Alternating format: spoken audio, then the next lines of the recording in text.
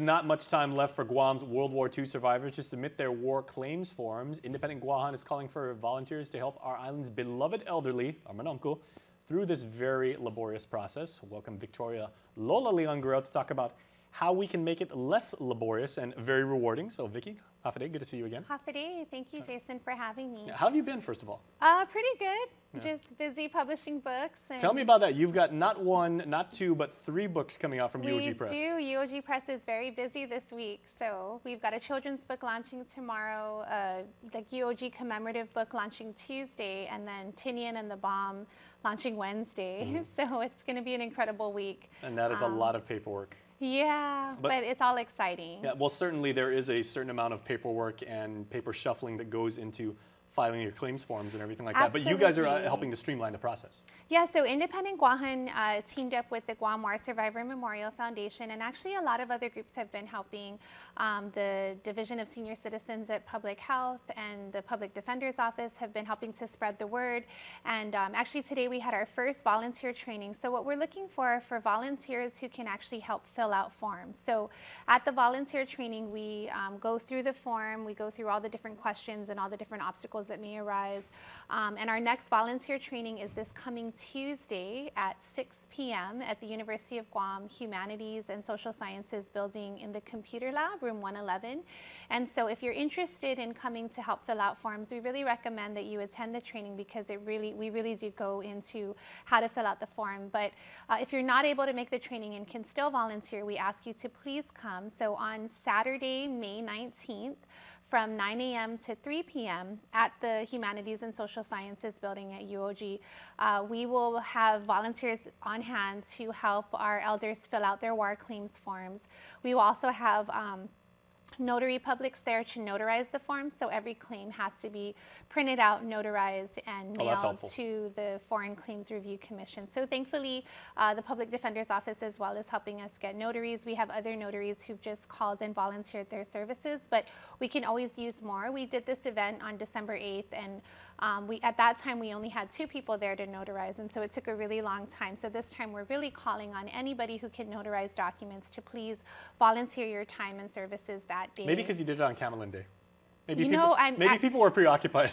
Well, but we had a lot of survivors come, and Good. So we had wanted to do it on that day because it was the day the island had been attacked, and we felt that it was important on that day.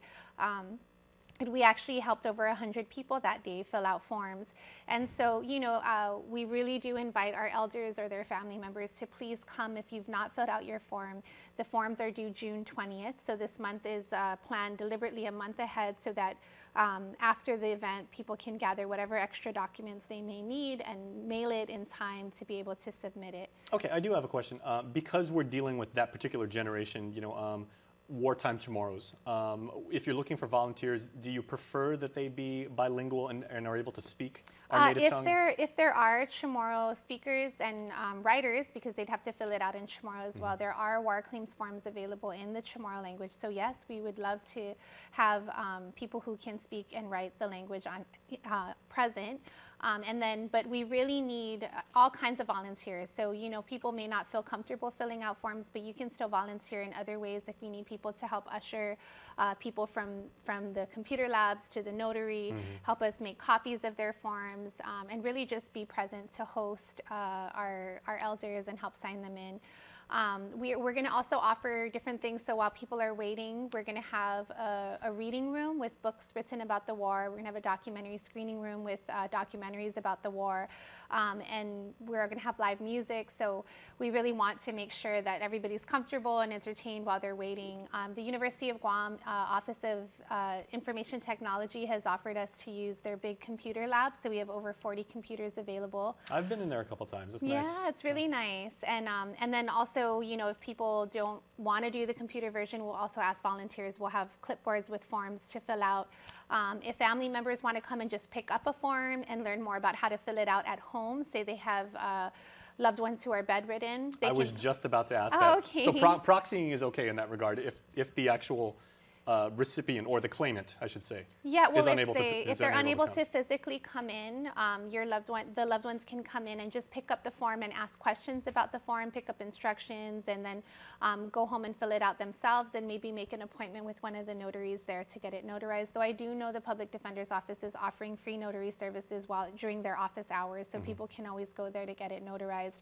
I've gotten a few emails from people asking if some of our volunteers would actually go to the homes of people that are bedridden, and we can do that after the event. We can try to make some of those arrangements with our volunteers. The amazing thing is that, from December 8th, and even the group of volunteers I met today, is that people are really coming from a deeply sincere place of wanting to help our elders get justice. And this is a short window in which we have to fill out these forms. So we really encourage people, please, if you're able to help, please come to the volunteer training on Tuesday, or just show up on May 19th. So May 19th, the event is from 9 a.m. to 3 p.m., but we're asking if volunteers can be there as early as 7:45, especially if you didn't attend the training, just for a quick orientation and to kind of give everybody their roles. And then we're asking our elders to please come at 9 a.m. to begin filling out forms. Okay, and with that said, as we said at the top, time is running out. So there's all these wonderful resources that are certainly helpful, but they're not going to be around forever.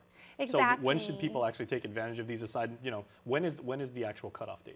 June 20, 2018 is the last day to file your claims. That's coming up. And the claims are filed through the Foreign Claims Settlement Commission in Washington, D.C., so you'd actually have to mail your form out before June 20.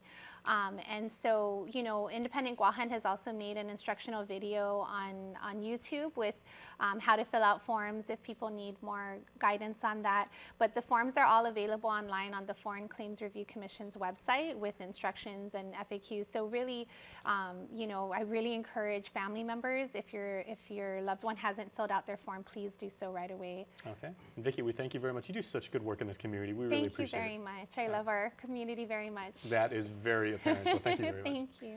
Please stay tuned, everybody. We're back after this.